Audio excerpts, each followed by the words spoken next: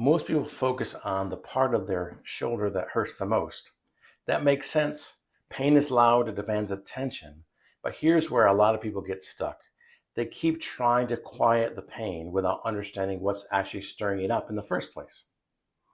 I want to talk today about why that approach often leads to frustration, especially after 50 years old.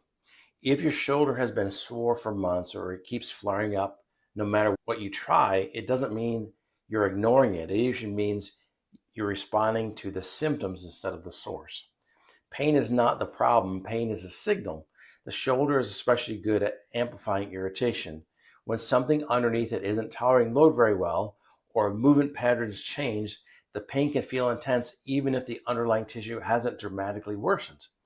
That's why many people say things like, "I've tried everything and nothing helps," when in reality they've been addressing the loudest sensation, not the driver behind it. Another reason this feels confusing is that shoulder pain isn't always consistent.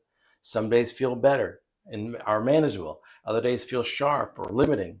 That variability can make it hard to know what matters and what doesn't. But variability doesn't mean damage is piling up. Often it means the shoulder is sensitive and reacting to something it is not prepared for yet. That's where clarity matters more than effort. When you understand what's irritating your shoulder, your decision starts to feel calmer. You stop chasing every flare-up. You stop assuming the worst. That shift alone can change how recovery feels even before anything physically changes.